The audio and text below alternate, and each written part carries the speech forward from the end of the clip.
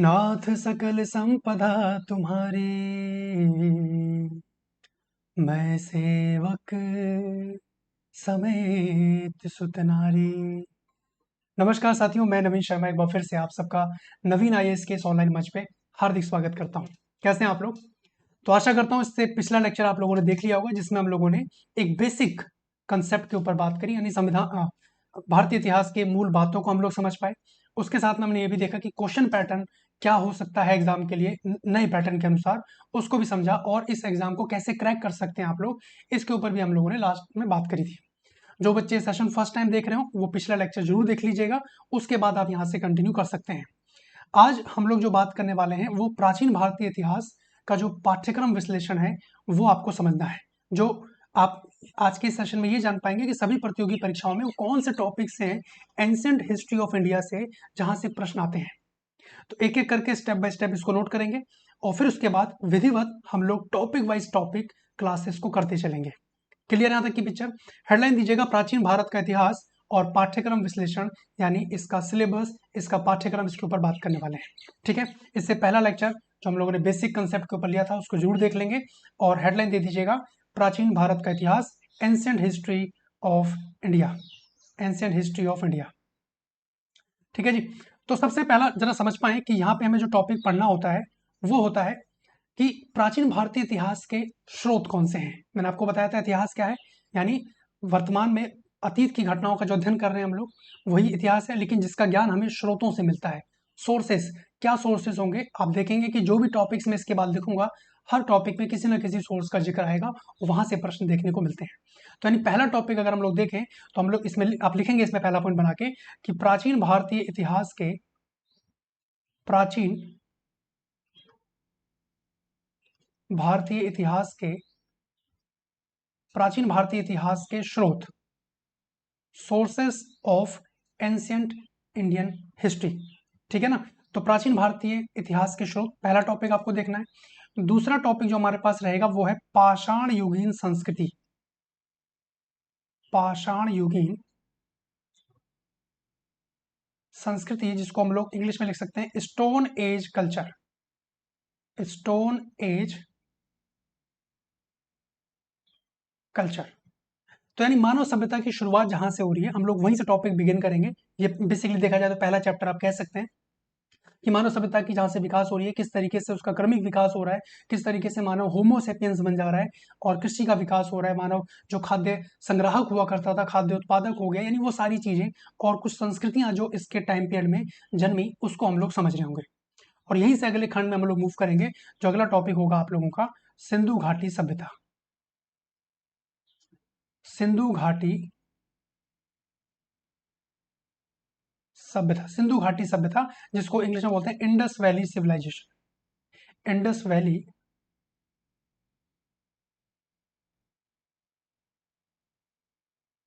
Indus valley civilisation, सिंधु घाटी सभ्यता। इसमें हम लोगों को देखने इसके कितने नामों से सभ्यता जानी जाती है, इसका भौगोलिक विस्तार क्या है, पूरे भारत में, पूरे विश्व में कितनी जगह ये पाई गई है, ये सारे प्रश्न कहीं ना कहीं इसके अंतर्गत हम समझने वाले हैं। और बात करेंगे इसके नगर निर्माण योजना की जो जिसके लिए जानी गई ये सिंधु घाटी सभ्यता। और अंततः देखेंगे कि इसका पतन भी हुआ लेकिन इसकी निरंतरता आज भी मौजूद है। तो सारे पहलू हम लोग इसके अंतर्गत डिस्कस करेंगे ताकि आपका एमसीक्यू क्वेश्चन हो, एमक्यूक्यू क्वेश्चन हो, जो मैंने पिछले लेक्चर में बात करी थी, दोनों आप लोग अच्छे से अटेम्प्ट कर पाए। ठीक है, तो अगला टॉपिक सिंधु घाटी सभ्यता। और तीसरा टॉपिक जो नेक्स्ट टॉपिक जो हमारे पास रहेगा वो आप लिखेंगे वैदिक काल, वैदिक काल, जिसको हम लोग वैदिक एज के नाम से संबोधित करते हैं, वैदिक एज। ठीक है, और साथ ही उसमें हम लोगों को जो पढ़ना है वो है ऋग वैदिक काल। इसके अंतर्गत जो हम लोग पढ़ेंगे वो है ऋग वैदिक काल, ऋग वैदिक, ऋग वैदिक काल।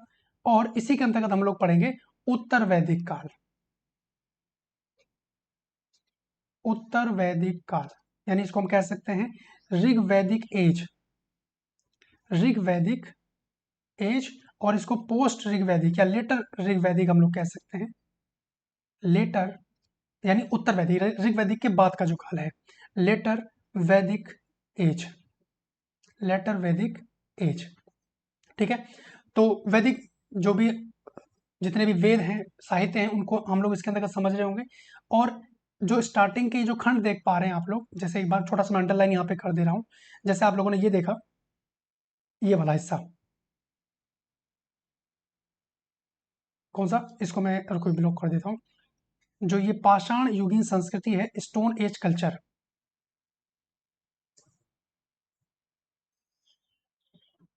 देखिए जो पाषाण युगीन संस्कृति है, इसको हम लोग कह सकते हैं कि ये प्रागैतिहासिक काल के अंतर्गत आता है। किसके अंतर्गत? प्रागैतिहासिक काल। इसको हम लोग प्रागैतिहासिक काल के अंतर्गत रखते हैं, यानी प्री हिस्ट्री के अंतर्गत इसको हम लोग रखते हैं। हालांकि जब टॉपिक शुरू करेंगे तो और डिटेल में इसको समझ रहे होंगे क्या मामला है ये प्रागैतिहासिक काल। और जो ये दो खंड आप लोग देख पा रहे हैं, सिंधु घाटी सभ्यता और वैदिक काल, ये जो दो चैप्टर आप लोग देख रहे हैं, सिंधु घाटी सभ्यता और वैदिक काल, इसको हम लोग आद ऐतिहासिक काल के अंतर्गत रखते हैं। किसमें? आद ऐतिहासिक, आद ऐतिहासिक काल, जिसको हम लोग बोलते हैं proto history. Proto proto history, ये दोनों क्या क्या मामले हैं, इनको हम लोग टॉपिक में समझेंगे। अभी बस पहले पूरा पाठ्यक्रम नोट कीजिए कि यही वो टॉपिक हैं जो आपको पढ़ने हैं, जहां से आपको प्रश्न परीक्षा में देखने को मिलते हैं। ठीक है, तो बहुत डिटेलिंग में हम लोग बात करेंगे, ताकि बेसिक, मॉडरेट लेवल का और एडवांस लेवल का क्वेश्चन आए तो आप फुल ऑन मार्क्स उसमें ले सकें। तो वैदिक काल, इसके बाद हम लोग बात करेंगे कि देखिए वैदिक काल के बाद भारत एंटर हुआ छठी शताब्दी ईसा पूर्व में, यानी अगला जो सेगमेंट रहेगा वो है छठी शताब्दी ईसा पूर्व में। छठी शताब्दी ईसा पूर्व, देखिए ईसा पूर्व ये सब क्या है, इसके ऊपर हम लोग बात किए थे। छठी शताब्दी ईसा पूर्व में भारत की स्थिति, छठी शताब्दी ईसा पूर्व में भारत की स्थिति। उत्तर वैदिक काल के बाद भारत, प्राचीन भारत जो है वो छठी शताब्दी ईसा पूर्व में पहुंचा, और वहां पे तीन स्थितियां देखने को मिलती हैं। पहली स्थिति यहाँ पे धार्मिक स्थिति, पहली कैसी? धार्मिक स्थिति। पहली हमें धार्मिक स्थिति देखने को मिलती है, जिसमें हम लोगों को अध्ययन करना है बौद्ध धर्म, बौद्ध धर्म और जैन धर्म का, बौद्ध धर्म और जैन धर्म का। पहली स्थिति ये। दूसरी स्थिति हम लोग देखेंगे राजनीतिक, दूसरी स्थिति हम लोग देखेंगे राजनीतिक स्थिति, और यहां पे जो हम लोगों को अध्ययन करना है वो रहेगा महाजनपद काल। महाजनपद काल, 16 महाजनपदों का अध्ययन करेंगे, जिसका उल्लेख हम देखेंगे कि बौद्ध धर्म और जैन धर्म के ग्रंथों में देखने को मिलता है। बौद्ध धर्म का अगंतुर निकाय है, जैन धर्म का भगवती सूत्र है, जहां हमें 16 महाजनपदों की जानकारी मिलती है। हालांकि कई महाजनपद थे, लेकिन 16 महाजनपद इन दो ग्रंथों से हमें प्राप्त होते हैं। हालांकि बौद्ध धर्म का एक महावस्तु ग्रंथ भी है, लेकिन सबसे प्रामाणिक सूची जो प्राप्त होती है वो बौद्ध धर्म के, बौद्ध ग्रंथ के, आप कह सकते हैं बौद्ध ग्रंथ के अगंतुर निकाय से हमें प्राप्त होती है। तो 16 महाजनपद में एक मगध महाजनपद भी आएगा, जो कि सबसे शक्तिशाली महाजनपद के रूप में सामने आता है। तो इसी राजनीतिक स्थिति में हम देखेंगे मगध का उत्कर्ष। क्या देखेंगे जी? मगध का उत्कर्ष, मगध का उत्कर्ष। और इस मगध के उत्कर्ष में हमें कुछ राजवंशों को पढ़ना है ना। मैं इसको एरो करके ऊपर लिख रहा हूं, आप इसके साथ में लिख लेंगे। तो मगध के उत्कर्ष में हमें एक देखना है बृहदत्त वंश, बृहदत्त, बृहदत्त वंश, बृहदत्त वंश, बृहद्रथ नहीं, बृहदत्त। क्योंकि बृहद्रथ आप देखेंगे कि मौर्य साम्राज्य में एक अंतिम शासक होता है, लेकिन ये बृहदत्त वंश है। ठीक है, इसके बाद हम लोग अगला देख रहे होंगे इसमें हर्यक वंश, नाम सुने होंगे आप लोग। तो पहला हम लोग देखेंगे बृहदत्त वंश, दूसरा हर्यक वंश, और तीसरा हम लोग बात करेंगे शिशुनाग वंश, शिशुनाग वंश। हम मगध के उत्कर्ष में बात करेंगे कि मगध का उत्कर्ष आखिरकार हुआ कैसे, इन महत्वपूर्ण शासकों की भूमिका कहीं ना कहीं देखने को मिलती है। तो मगध के उत्कर्ष में 3 वंश हो गए, और अंतिम वंश इसमें देखेंगे नंद वंश, नंद वंश। और नंद वंश का जो अंतिम शासक है घनानंद, जिसकी हत्या चंद्रगुप्त मौर्य करके मौर्य साम्राज्य की कहीं स्थापना करता है। लेकिन उससे पहले एक खंड हमें और देखना है इसके अंदर, छठी शताब्दी ईसा पूर्व में भारत की स्थिति में, जिसमें हम देखेंगे कि प्राचीन भारत पर विदेशी आक्रमण। क्या है जी? प्राचीन भारत पर, प्राचीन भारत पर विदेशी आक्रमण। हाँ जी, बहुत इंपॉर्टेंट, प्राचीन भारत के इतिहास में पहली बार ऐसा हो रहा है कि जब विदेशी आक्रमण देखने को मिल रहे हैं, और इसी 6वीं शताब्दी ईसा पूर्व के अंतर्गत ये मामला कहीं ना कहीं आता है, क्योंकि हम देखेंगे कि नंद वंश का जो अंतिम शासक है घनान, उसी के समकालीन एक शासक है सिकंदर, जो कि यूनान का शासक है ना। हम देखेंगे कि ईरान का हकमनी वंश जो कि कहीं ना कहीं इस पे आक्रमण कर रहा है। तो प्राचीन भारत में जो विदेशी आक्रमण हो रहे हैं, जिसका अध्ययन हमें करना है, वो है ईरान और यूनान। इन दो देशों के आक्रमणों के अध्ययन करने, और इनके द्वारा जो आक्रमण किया गया उसके बाद इनका क्या प्रभाव रहा भारत में, उसको हम लोगों को समझना है। क्लियर यहां तक? तो अगला टॉपिक हमारे पास रहेगा ये वाला, ठीक है, इसको देखेंगे, इसको समझ रहे होंगे, इसको नोट कीजिए प्लीज। ठीक है, तो 5 टॉपिक हो गए हमारे, इसका स्क्रीनशॉट लीजिए और अगला टॉपिक मेंशन कीजिए। अब इसके बाद मौर्य काल हम लोग पढ़ रहे होंगे। हेडलाइन दीजिए मौर्य काल। मौर्य काल, अगर कुछ बच्चों को थोड़ा छोटा लग रहा हो तो मैं बोल भी रहा हूं, हालांकि विजिबल होगा आई बिलीव, नहीं होगा तो बताइएगा। मौर्यन पीरियड, मौर्यन पीरियड, मौर्य काल। और इस मौर्य काल के अंतर्गत हम लोगों को किसका अध्ययन करना है? जाहिर सी बात है, जो इसका शासक है चंद्रगुप्त मौर्य, चंद्रगुप्त मौर्य, बिंदुसार जो इसका पुत्र है, बिंदुसार, और जो इसका पुत्र है सम्राट अशोक, और इसी वंश में अंतिम शासक बृहद्रथ। ठीक है जी, बृहद्रथ जो कि इस वंश का अंतिम शासक रहा। तो मौर्य काल, जो मौर्य पीरियड है, हालांकि इसको हम लोग बहुत डिटेल में समझेंगे, बहुत बड़ा विस्तृत टॉपिक है और बहुत इंपॉर्टेंट टॉपिक है। इसमें हम लोग बात करेंगे इसके साहित्यिक स्रोतों की, कि कहाँ कहाँ से इसकी जानकारी प्राप्त होती है, इसका राजनीतिक इतिहास जिनमें इन शासकों की भूमिका हम लोगों को देखनी है। उसके बाद हम लोग देखेंगे इसकी महत्वपूर्ण विशेषताएं कौन कौन सी रही, इसका प्रशासन, जहाँ से सबसे ज्यादा प्रश्न देखने को मिलते हैं, इसकी कला को लेकर क्या मामला है ना। इन सारी चीजों के ऊपर हम लोग विस्तृत रूप से बात कर रहे होंगे। तो मौर्य काल का जब पतन हुआ, तो जो इसके खंडहर बचे, उन पे मौर्योत्तर काल का कहीं ना कहीं जन्म हुआ, और वहां पे 2 राजवंश का अध्ययन हमें करना होता है, एक स्थानीय राजवंश और एक विदेशी राजवंश। तो यानी इसके अंदर जो हमारा अगला टॉपिक रहेगा, इसी के अंदर मैं मेंशन कर रहा हूं मौर्योत्तर काल, मौर्योत्तर काल, मौर्योत्तर काल, यानी post Mauryan period, post Mauryan period. अब यहां पे ध्यान दीजिए, पोस्ट मॉडर्न पीरियड, जैसे कि मैंने कहा कि स्थानीय राजवंश और विदेशी राजवंश इसके अंतर्गत आए, तो इन्हीं का हमें अध्ययन करना है, और मोस्ट इंपॉर्टेंट यहीं से प्रश्न देखने को मिलता है। स्थानीय राजवंश, स्थानीय राजवंश और विदेशी राजवंश, विदेशी विदेशी राजवंश। आपने नाम सुना होगा, शुंग वंश, कड वंश, चेदी वंश, है ना, नाम सुने, सातवाहन वंश, शक, कुषाण। तो ये सब हम कहीं ना कहीं इसी के अंतर्गत देख रहे होंगे।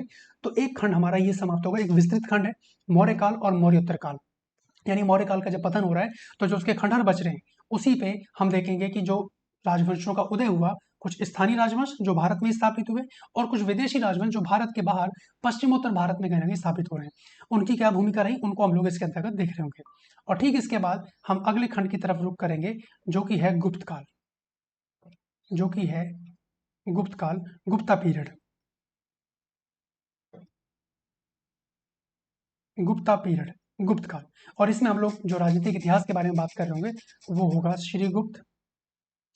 एक छोटा सा एक ब्रीफ इंट्रोडक्शन में दे रहा हूँ, हालांकि डिटेल में हम लोग बात कर ही होंगे। ये इसके राजनीतिक इतिहास की बात है। और जो मैंने पहला टॉपिक मेंशन किया कि भाई प्राचीन भारतीय इतिहास के स्रोत, तो हमें देखना है कि भाई मौर्य काल हो, गुप्त काल हो, इनके वो कौन से स्रोत हैं जहां हमें से इनके बारे में जानकारी प्राप्त होती है।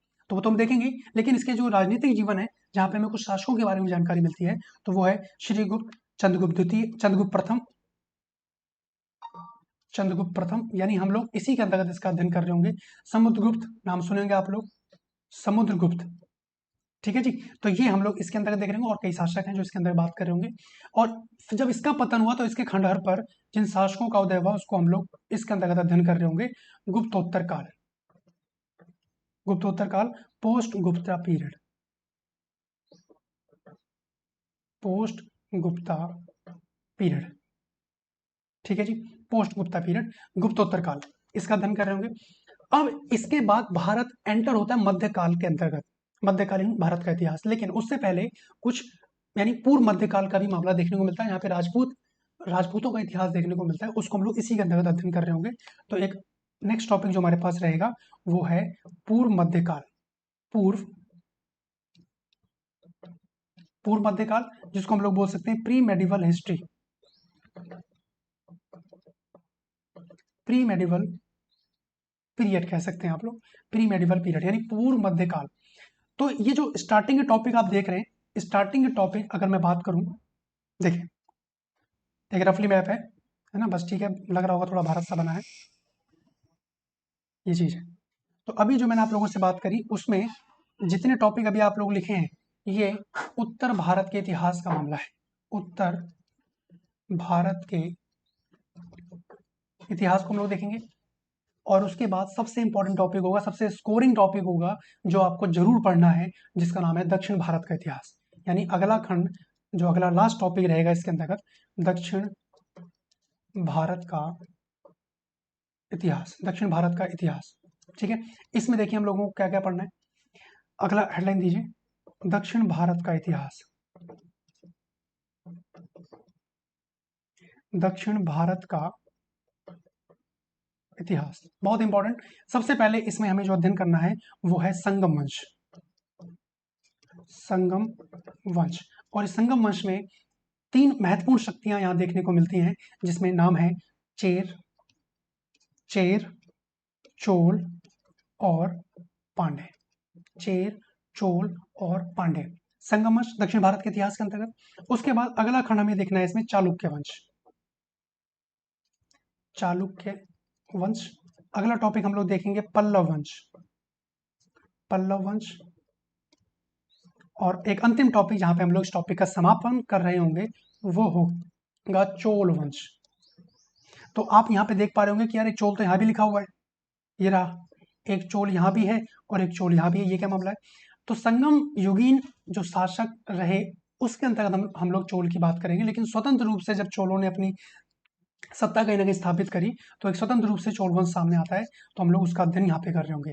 तो ये पूरा प्राचीन भारत के इतिहास का पाठ्यक्रम है आप लोगों के सामने, यही वो टॉपिक्स हैं जहां से आपको प्रश्न मिलने वाले हैं।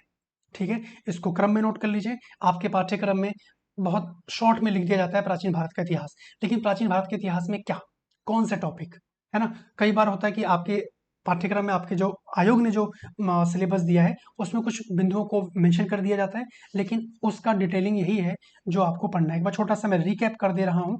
देखें, सबसे पहले हम लोग जो शुरू करेंगे वो होगा प्राचीन भारत के इतिहास के स्रोत, what is the sources of ancient Indian history. क्या स्रोत हैं, साहित्यिक स्रोत हैं या पुरातात्विक स्रोत हैं। पुरातात्विक में हम लोगों ने बात करी, अभिलेख हैं, सिक्के हैं, स्मारक हैं, भवन है, मृदभांड है ना। तो ये सारी चीजें हम देख रहे हैं कहाँ से पता चल रहा है। उसके बाद साहित्यिक स्रोतों में धार्मिक ग्रंथ है ना। उसके बाद गैर धार्मिक ग्रंथ है, विदेशी यात्रियों का विवरण है, वो सब हम लोग समझ रहे होंगे। तो वो टॉपिक के अंतर्गत ही मैं इन्वॉल्व करूंगा इनको। ठीक है, अगला देखिए यहाँ पे पाषाण युगीन संस्कृति, स्टोन एज कल्चर। तो मानव सभ्यता की शुरुआत हो रही है, पत्थरों का काल है, पत्थरों के बनाए गए उपकरण है, कौन कौन सा मामला है, वो सारी इसके अंतर्गत चीजें देखने वाले हैं। आप देखेंगे कि आग की खोज हो रही है, आग का व्यापक प्रयोग कब हो रहा है, प्रयोग कब शुरू हुआ है, कृषि का विकास हो रहा है, पशुपालन शुरू हो रहा है ना। मनुष्य कहीं ना कहीं होमोसेपियंस बन रहा है, तो मनुष्यों की अंत्येष्टि प्रथा भी कहीं ना कहीं सामने देखने को मिल रही है, और ताम्र पाषाणकालीन संस्कृतियां भी कहीं ना कहीं इसके अंतर्गत देखने को मिलती हैं। तो कौन कौन से क्षेत्र हैं, कौन कौन सी संस्कृतियां हैं जो यहाँ हमारे लिए इंपॉर्टेंट हैं, उसके ऊपर बात कर रहे हो। ठीक है, अगला सिंधु घाटी सभ्यता, इंडस वैली सिविलाइजेशन, पहली नगरीकृत सभ्यता पूरे विश्व में, सिंधु घाटी सभ्यता आप देखेंगे प्राचीन भारत के इतिहास में, इसको समझ रहे होंगे। फिर वैदिक काल, हम वेदों की तरफ रुख करेंगे जहाँ पे वैदिक साहित्यों को हम लोगों को पढ़ना है। वेद आप देखेंगे, ब्राह्मण ग्रंथ, अरण्यक ग्रंथ, उपनिषद, इन सब के बारे में बात कर रहे होंगे, है ना। जिसमें फिर ऋग वैदिक काल के अंतर्गत इन ये सारे वेद हो गए। फिर उत्तर वैदिक काल में हम इनकी विशेषताओं को ऋग वैदिक काल से ही जोड़ के पढ़ेंगे, तो वो आपको समझना आसान हो जाएगा, याद रखना आसान होगा, है ना, ये चीज। अगला अगला पॉइंट, छठी शताब्दी ईसा पूर्व में भारत की स्थिति। तीन स्थितियां देखने को मिलती हैं। पहला धार्मिक स्थिति, जहां पे बौद्ध धर्म और जैन धर्म। होता क्या है कि उत्तर वैदिक काल में जो यज्ञों का प्रचलन हुआ, है ना, मैंने क्या कहा, उत्तर वैदिक काल में जो यज्ञों का प्रचलन हुआ उसने कहीं ना कहीं लोगों के मन में एक अस्थिरता का भाव पैदा कर दिया, लोग असंतुष्ट होने लगे। तो कहीं ना कहीं अब शांति की जरूरत थी। हाँ, चीजें तो बहुत थी, भौतिक सुख सुविधाएं सभी मौजूद थी, लेकिन कहीं ना कहीं शांति की आवश्यकता थी। तो उसके लिए हम देखेंगे कि शांति के रूप में बौद्ध धर्म, जैन धर्म कहीं ना कहीं देखने को मिलते हैं। हालांकि देखा जाए तो मध्य गंगा घाटी क्षेत्र में 72 से अधिक चिंतकों का आना वहां पे देखने को जानकारी मिलती है उनकी, लेकिन उनमें दो ही प्रचलित हो पाए, महात्मा बुद्ध और महावीर स्वामी, उनका अध्ययन करना यही हमारे लिए इंपॉर्टेंट है। उसके बाद राजनीतिक स्थिति में महाजनपद काल, मगध का उत्कर्ष, और महाजनपद काल में 16 महाजनपद, जिनमें सबसे महत्वपूर्ण आप देखेंगे मगध। तो मगध का उत्कर्ष हुआ कैसे आखिरकार, कई भौगोलिक अवस्थितियां भी उसके लिए अनुकूल रहीं, और उसमें जो शासकों की भूमिका देखने को मिलती है वो हमारे लिए इंपॉर्टेंट हो जाता है, जिसमें बृहदत्त वंश, हर्यक वंश, शिशुनाग वंश और नंद वंश, इनका अध्ययन करना है। उसके बाद राजनीतिक स्थिति की बात करें तो ये हो गया। प्राचीन भारत पे जो पहला विदेशी आक्रमण हो रहा है वो किसका है, ईरान और यूनान। ठीक है, तो अब आगे से आप कभी भी ये मत लगाइएगा कि प्राचीन भारत के इतिहास में जो पहला विदेशी आक्रमण रहा वो 712 ईस्वी में मोहम्मद बिन कासिम के द्वारा किया गया। नहीं, you have to think about it कि वो पूछा क्या जा रहा है, प्राचीन भारत पूछा जा रहा है या मध्यकालीन। फिर अकॉर्डिंग टू ऑप्शन भी हम लोग जाएंगे कि क्वेश्चन की डिमांड क्या है। ठीक है, ठीक है। अगला जो टॉपिक है मौर्य काल। मौर्य काल में चंद्रगुप्त मौर्य, बिंदुसार, अशोक, बृहदत्त, इन सब शासकों की भूमिका देखनी है।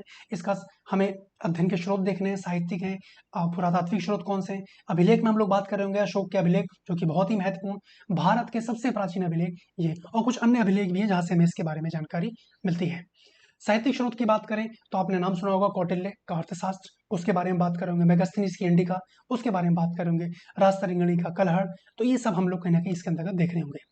मौर्योत्तर काल, जिसमें स्थानीय राजवंश और विदेशी राजवंशों का उदय होता है, शुंग वंश, कड वंश, चेदी वंश, है ना, सातवाहन वंश, इनके बारे में बात करेंगे। कुछ विदेशी राजवंश हैं जिसमें बैक्ट्रिया, हिंद यवन वंश के बारे में बात करेंगे। शक है, कुषाण है, पहलव वंश, पार्थियन वंश है, तो वो सब कहीं ना कहीं इसके अंतर्गत आएगा।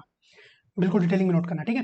अगला टॉपिक गुप्त काल, जिसमें श्रीगुप्त, चंद्रगुप्त प्रथम, समुद्रगुप्त, ये राजनीतिक इतिहास। फिर वही साहित्यिक स्रोत कौन से हैं, पुरातात्विक स्रोत कौन से, जहां से हमें जानकारी मिलती है, क्या कला के क्षेत्र में इनका कोई महत्वपूर्ण योगदान है, इनकी महत्वपूर्ण विशेषताएं क्या है, वो सब देखना है। गुप्तोत्तर काल इसके बाद देखना है, फिर उसके बाद पूर्व मध्य काल, और फिर अंत में दक्षिण भारत का इतिहास, जिन पे हम लोग टॉपिक को समाप्त कर रहे होंगे। अब यहाँ पे एक चीज और ध्यान से सुनिए कि जो क्वेश्चन यहाँ से पूछे जाने का नेचर है, मैंने आपको लास्ट सेशन में बताया था कि दो ही तरीके के क्वेश्चन आते हैं, एक है एमसीक्यू और एक है एमक्यूक्यू। एमसीक्यू जो है वो टॉपिक से भी हो सकते हैं, इंडिविजुअल टॉपिक से, बहुत सिंपल भी हो सकते हैं, थोड़े डेप्थ में भी अब देखने को मिल रहे हैं, तो वो हमें समझना ही है।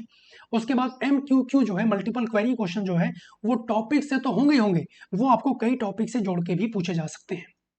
जैसे प्राचीन भारत के इतिहास को लेकर प्रश्न बन गया कि प्राचीन भारत के इतिहास में निम्नलिखित कथनों पर विचार कीजिए। तो विचार तो तभी करेंगे ना जब प्राचीन भारत के इतिहास के टॉपिक आप पढ़े होंगे, तो आपको एक एक खंड ध्यान से समझना है। तो एमक्यूक्यू के उस लेवल के प्रश्न, स्टेटमेंट वाइज, टाइमलाइन क्वेश्चन, वो सारे आप लोग आराम से बना पाएंगे। ठीक है, अच्छा, अभी स्ट्रैटेजी समझिए कैसे हम लोग इसको तैयार करेंगे। टॉपिक वाइज टॉपिक विधिवत तो चलेंगे, उसके साथ में बीच में किसी दिन में एक सेशन में पूरे प्राचीन भारत के इतिहास का 2 पेज का एक शॉर्ट सिनॉप्सिस मैं आपको देने वाला हूं, जहां से आपको प्रश्न अमूमन देखा गया आते ही आते हैं, तो उसको हम लोग अलग साइड कर देंगे, ताकि एमक्यूक्यू अगर वहां से देखने को मिल रहा है तो हम लोग उसका आंसर दे सकें। ठीक है जी, वो देखेंगे क्या मामला है। तो जो टॉपिक होगा इसमें आपको करना क्या है, मैं आपको कुछ टॉपिक में हेल्प करूंगा, वो कैसे होगा उसको देखते हैं। देखिए, सबसे पहला आपको टॉपिक प्रिपेयर करना है, टॉपिक प्रिपेयर करना है, ठीक है। उसके बाद दूसरे नंबर पे आपको इसका रिवीजन करना है, ठीक है। तीसरे नंबर पे इसके प्रश्नों की प्रैक्टिस करनी है, और मैं आपको बोल दूं इसके बाद सिलेक्शन होने से कोई नहीं रोक सकता, कोई नहीं रोक सकता। इन 3 चरणों से आपको गुजरना होगा।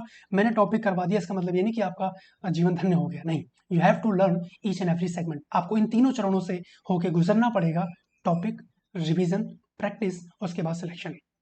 अब जो टॉपिक आप लोग करेंगे इसमें जरा समझिए, टॉपिक आपने बनाया, आपने अपने नोट्स बनाए, ठीक है। हाँ, तो मेहनत तो करनी पड़ेगी ना भाई। जो आप कहते हैं मैं मेहनत कर रहा हूँ, मैं तैयारी कर रहा हूँ, तो क्या तैयारी कर रहे हैं, यही तो तैयारी का हिस्सा है, यही तैयारी का हिस्सा है, ठीक है। यू नेवर नो कि आप रैंक ले आए, आपको पता भी नहीं चलेगा। जो टॉपर्स होते हैं उनको थोड़ा ना पता होता है मैं टॉप करने वाला हूँ, अपना अच्छा कर रहे होते हैं, आ जाता है रैंक, है कि नहीं है। तो टॉपिक जो मैं आपको कराऊंगा इसमें आप नोट्स बनाएंगे जो क्लास के माध्यम से बनेगा, और कोई सोर्स देखने की जरूरत नहीं है। आई एम टेलिंग यू, बहुत मेहनत करी हमने, और विगत 10 वर्षों से मैं पढ़ा रहा हूँ, बिल्कुल टेंशन लेने की जरूरत नहीं है। टॉपिक पे पूर्णतः आप निर्भर हो सकते हैं, कंटेंट पे निर्भर हो सकते हैं। एक्स्ट्रा एफर्ट लगाएंगे तो वो हानिकारक नहीं है आपके लिए, आप उसको लगा सकते हैं, लेकिन पहले क्लास के नोट्स कवर अप हो। इस क्लास के नोट्स का आपको करना क्या है, जैसे मान लीजिए उदाहरण के लिए आपके 10 पेज के नोट्स बन गए, ठीक है। उसके बाद आपको इसको कन्वर्ट करना है सिनॉप्सिस में, सिनॉप्सिस, इसको आपको कन्वर्ट करना है सिनॉप्सिस। ये सिनॉप्सिस क्या है भाई? शॉर्ट नोट्स, शॉर्ट नोट्स, ये जरूर करना है, ठीक है जी। शॉर्ट नोट्स, मान लीजिए 100 पेज का आपका प्राचीन भारत का इतिहास बना, प्रयास करना है कि 10 पेज में आप उसको समाहित कर दें। ये कला मैं आप लोगों को कुछ टॉपिक में जरूर बताऊंगा, ठीक है जी। स्टार्टिंग के 1-2 टॉपिक जो होंगे वो कैसे आप लोग शॉर्ट कर सकते हैं उसको मैं जरूर बताऊंगा, जिसको हम लोग कह सकते हैं स्मार्ट वर्क। तो स्मार्ट वर्क तो तभी आएगा ना जब हार्ड वर्क करके निकलेंगे। तो पहले हम लोग थोड़ा इसको डिटेलिंग में समझते हुए आगे बढ़ रहे होंगे, फिर उसको शॉर्ट में कन्वर्ट करके, क्योंकि रिवीजन करना बहुत इंपॉर्टेंट होगा। रिवीजन दूसरा चरण मैंने लिखा है, तो किस चीज का रिवीजन? पहले अच्छे कंटेंट भी तो होनी चाहिए ना आपके पास, ठीक है। उसके बाद फिर प्रश्नों की प्रैक्टिस हम लोगों को करना है, जिसमें पी वाई की तो हम देखेंगे देखेंगे, प्रीवियस ईयर के प्रश्नों को तो हमें देखना ही देखना है, उसके साथ कुछ नए प्रश्न भी होंगे, उनको भी हम लोग देख रहे होंगे, ठीक है जी। तो इन तीनों चरणों से होते हुए गुजरना है, और नोट्स जो बनने हैं उसके बाद अगला चरण सिनॉप्सिस का जरूर करना, तभी आगे बढ़ना है। ये ना हो कि क्लास तो पड़ी हुई है ऑनलाइन, मैं तो कभी भी देख लूंगा, देख लूंगी, है ना, तो कभी नहीं, अभी, ठीक है। तो आज के लिए इतना ही, ये था आपका संपूर्ण विश्लेषण पाठ्यक्रम का, और नेक्स्ट क्लास में आपसे बात होगी, और अगला जो टॉपिक आप लोगों का होने वाला है वो रहेगा पाषाण युगीन संस्कृति, स्टोन एज कल्चर, ठीक है जी। पाषाण युगीन संस्कृति, स्टोन एज कल्चर, इसको हम लोग करेंगे। एक सेकेंड। स्टोन एज कल्चर, सारे आयाम को समझते हुए कितने खंड में इसको बांटा गया, लेक्चर प्लान पूरा मैं आपको डिस्कस करूंगा, क्या क्या चीजें हमें जाननी है इसके अंतर्गत, जहां से प्रश्न आता है, ठीक है जी। तो आज के लिए इतना ही, बहुत बहुत धन्यवाद, अपना ध्यान रखिए, अच्छे से रहिए, थैंक यू सो मच, जय हिंद।